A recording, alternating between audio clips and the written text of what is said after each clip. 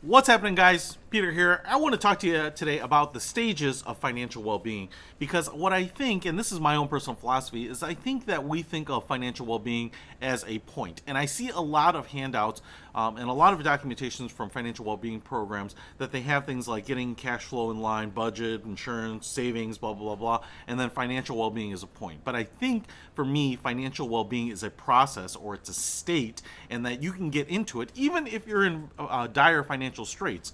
And so one of the things that I think helps me visualize this and explain it, and then also identify when people are in it with people, is this little graphic that I developed here. And I'm going to explain this, and I'm going to do it in a totally janky way and just show it to you on my laptop. But I think this is important because what ends up happening is that when you're working with people, especially people who are coming out of financial problems like heavy debt or things like that, and you start putting plans into place and start making progress on them, what you will see is a change in their mindset. You'll see optimism start to creep into the picture here.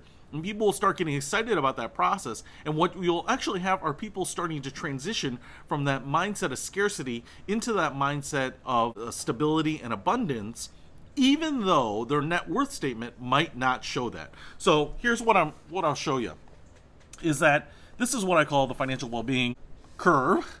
And you can see here that if we look at things like your net worth, I'm sorry again that I'm doing it this way, that's your net worth, you may actually have negative net worth, right? You might actually have a lot of credit card debt, other debts that have built up, anxiety, stress. You might be on the downward spiral. And this is a lot of the people that I work with. This is mostly where they come into me, because now they are very motivated to do something about their financial situation. In fact, I even say depression here.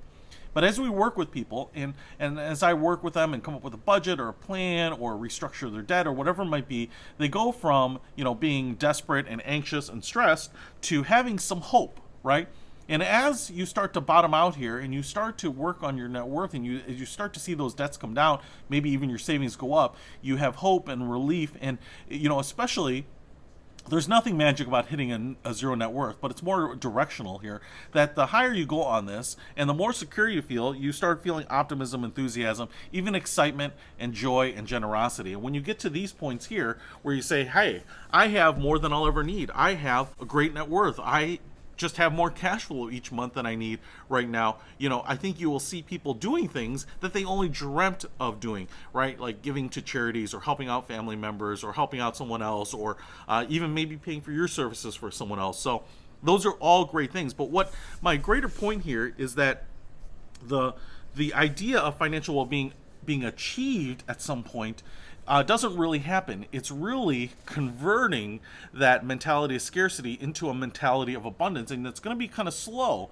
but it's going to happen. And honestly, even after first sessions, and you may have experienced this yourself, working with someone, they say, hey, I feel like there's been a weight lifted off my shoulders just going through this and looking at my numbers and looking at where my credit cards are and understanding how my payments are due, and knowing that I have some income and that I have some assets, and that, hey, maybe my family or my parents could help me out if I really got into a jam, or I won't have to give up something like my dining out money or whatever it might be. People start to convert very quickly, and you haven't done anything about the numbers. You haven't changed their numbers at all yet, right? You're just starting to put a plan in place, but we're changing that mentality, and you can actually be in that state of financial well-being, or entering that state of well-being, without having checked off all the boxes of being financially successful. Now, a moment of financial independence, I think, is very different. So now a moment of financial independence is achieved. So that is really the point. And if you follow the financial independence movement, the FIVE movement, what we say there is that once you have enough assets that can spin off enough money to maintain your style of living, yes, you can retire, or you can choose any job that you want, or work less, or travel, or whatever you want to do.